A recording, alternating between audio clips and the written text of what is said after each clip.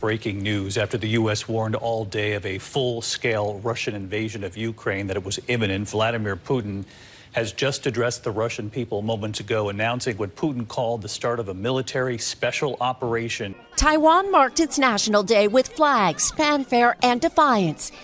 The island's president, Tsai Ing-wen, vowing Taiwan will not be forced to bow to China. Taiwan is standing on the front line of defending democracy.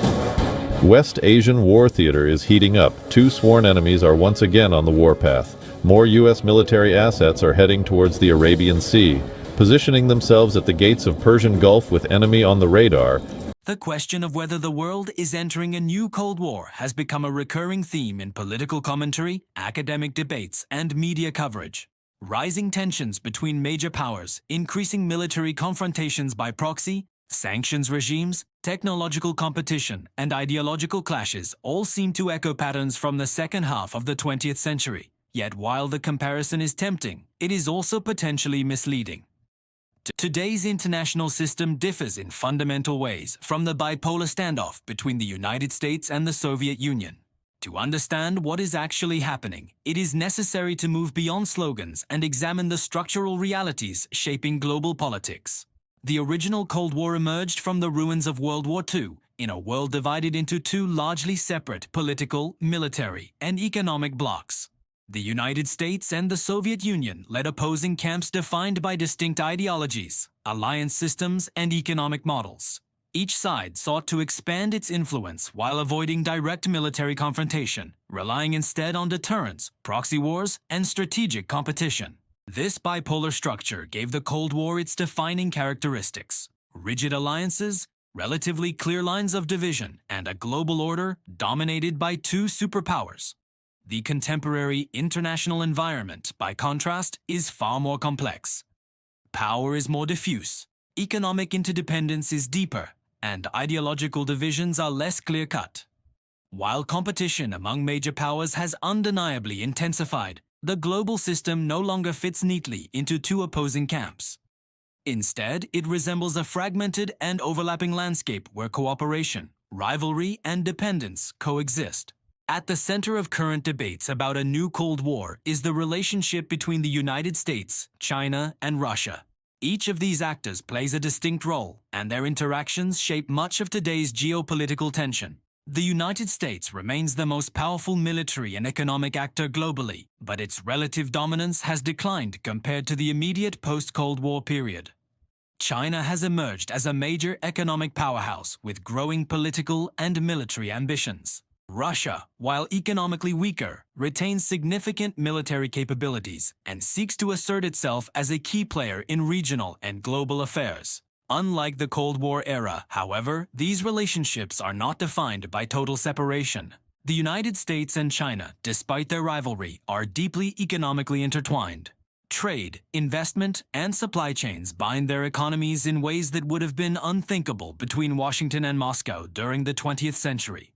This interdependence does not eliminate conflict, but it constrains it, raising the costs of escalation and complicating efforts to fully disengage.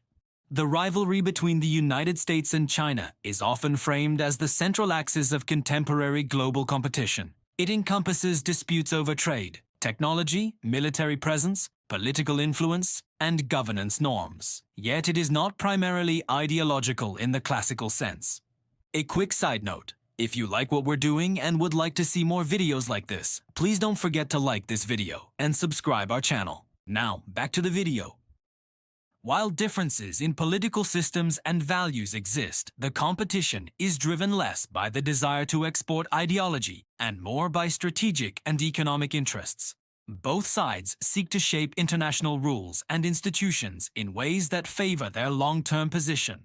Russia's role adds another layer of complexity. Since the end of the Cold War, Moscow has sought to reassert its influence, particularly in its near abroad. Conflicts such as the war in Ukraine are often interpreted as part of a broader confrontation between Russia and the West. While this framing captures important elements of the situation, it risks overstating the coherence of a new bipolar divide. Russia is not the ideological or economic counterweight to the United States that the Soviet Union once was. Instead, it operates as a revisionist power seeking to challenge aspects of the existing order while relying on selective partnerships rather than a unified bloc. One of the most significant differences between the Cold War and today's environment is the nature of alliances. During the Cold War, alliance structures were relatively stable and clearly defined. NATO and the Warsaw Pact represented opposing military camps, and most states aligned firmly with one side or the other. Today, alliances are more fluid. Many countries seek to maintain strategic autonomy, balancing relationships with multiple major powers, rather than committing exclusively to one camp. This is particularly evident in regions such as the Middle East, Africa, and Southeast Asia. States in these areas often engage simultaneously with the United States, China, Russia, and regional powers, pursuing pragmatic interests rather than ideological alignment. This multipolar behavior undermines the notion of a new Cold War defined by rigid blocs. Another key dimension of contemporary competition is technology. During the Cold War, technological rivalry focused primarily on military capabilities such as nuclear weapons, missiles, and space exploration. Today, competition extends into civilian technologies with profound economic and social implications. Artificial intelligence, semiconductors, telecommunications, and data governance have become central arenas of rivalry. Control over these technologies is seen as critical to future economic growth, military advantage, and political influence.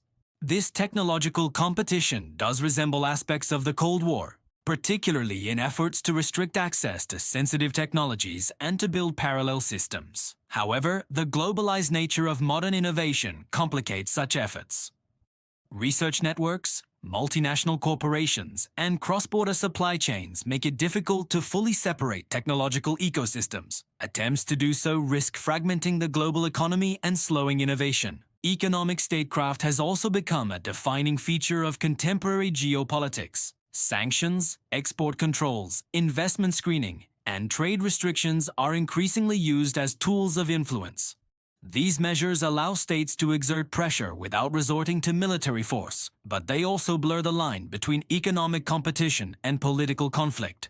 Unlike during the Cold War, when economic systems were largely separate, today's use of economic tools occurs within a deeply interconnected global economy. The war in Ukraine illustrates many of these dynamics. It has intensified tensions between Russia and the West, revived discussions about deterrence and military readiness, and highlighted the role of economic sanctions as a central element of modern conflict. At the same time, it has exposed divisions within the international community. While Western countries have largely united in support of Ukraine, many states outside Europe and North America have adopted more cautious or neutral positions, reflecting diverse interests and perspectives. This diversity of responses underscores another important difference from the Cold War: the absence of a single dominant narrative. During the Cold War, global politics was often interpreted through the lens of a binary struggle between capitalism and communism. Today, no such overarching ideological framework commands universal adherence. Instead, states interpret events through the prism of national interest, historical experience, and regional context. Information and media dynamics further distinguish the current era. The Cold War was shaped by state-controlled narratives and relatively limited information flows. Today's information environment is fragmented, fast-moving, and contested. Social media, independent journalism, and digital platforms enable rapid dissemination of information, but also facilitate disinformation and polarization. This makes managing perceptions and narratives a central aspect of modern competition. Military considerations remain critical, but their role has evolved.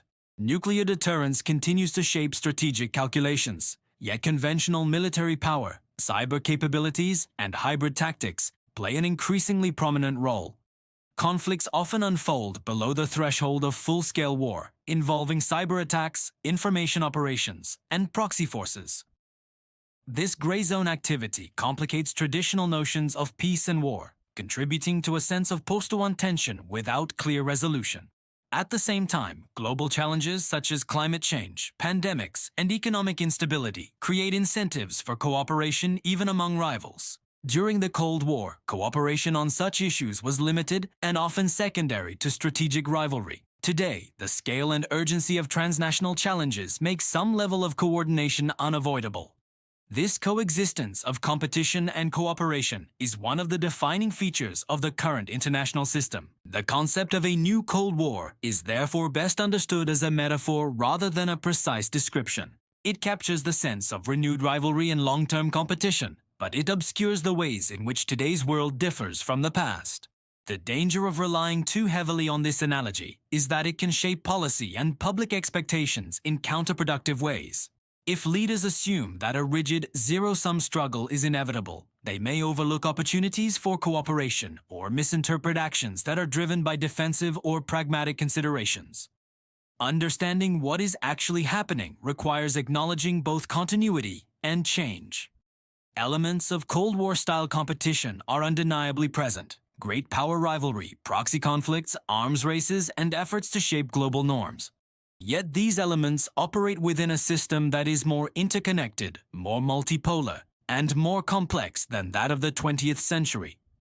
Rather than entering a new Cold War, the world appears to be transitioning into a prolonged period of strategic competition without clear boundaries or endpoints. This competition is likely to be uneven, shifting across regions and domains, and characterized by both confrontation and collaboration. Managing this environment will require careful calibration, strategic patience, and an understanding of the limits of power. Ultimately, the question is not whether history is repeating itself, but how contemporary actors interpret and respond to current realities. Labels can be useful shorthand, but they should not replace careful analysis.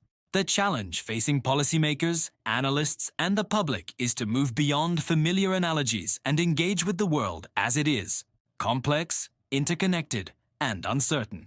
Thank you for watching. Don't forget to like this video and subscribe our channel.